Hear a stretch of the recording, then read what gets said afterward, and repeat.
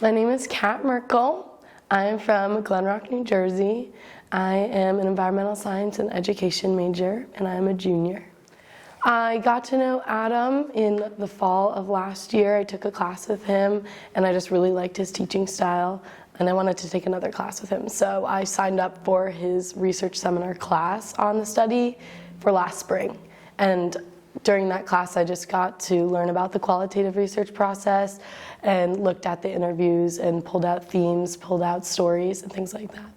Yeah, so Adam gave us each names of interviews that we should look at and summarize. So when I was doing that, I would read the transcripts of the interviews and listen to the recordings at the same time, and then kind of just write down things that I thought were important about the interviews, whether it be facts about that person's experience or a theme that I saw throughout multiple interviews that I was looking at. And then at the end of each one, I did like a paragraph summary and pulled out the most important things of those.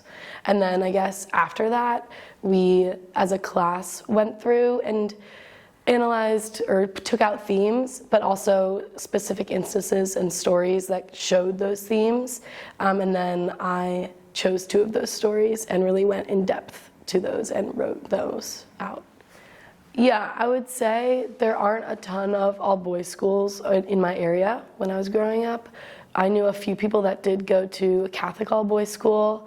I didn't think anything of it because I knew them and they were really nice people, but for some reason I thought maybe there was a reason they were going to all-boys schools. Maybe they thought like public school wasn't good enough for them, or that maybe girls were distracting and those kinds of things. So I guess my maybe previous bias would be that I think that people who go to all-boys schools think they're like too good for public schools and learning alongside women. And I feel like after this process, I still kind of hold that belief, but I wasn't really aware of that bias until I began looking at the research and thinking about it more deeply. Yeah, I think some of them definitely were being genuine.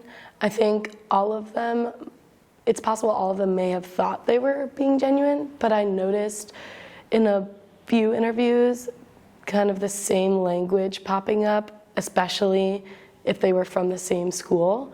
Kind of having those, I don't know, like saying school mottos, like kind of what you're supposed to say, just like ingrained in them. So when they would like get a question, they would answer it in the same way, and they were different people, which kind of made me, it like indicated to me that maybe they weren't being genuine, whether they knew it or not. Those were just things ingrained in them from going to those schools.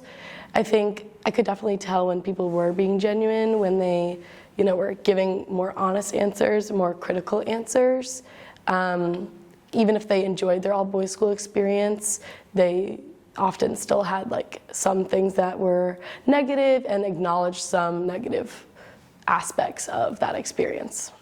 I think the process really made me think about what experiences are unique to all-boys schools and what are just high school in general. In like today's society, for example, like we talked a lot about racism in all-boys schools, but I noticed some similar trends in my own experience in high school. So I think it really made me think or question how different all-boys schools are from my own like mixed gender public school experience. But it definitely made me thankful that I had those experiences with all different types of people from different types of backgrounds, rather than just one gender of identifying people, but mainly just kind of questioning the differences and like maybe why those differences are.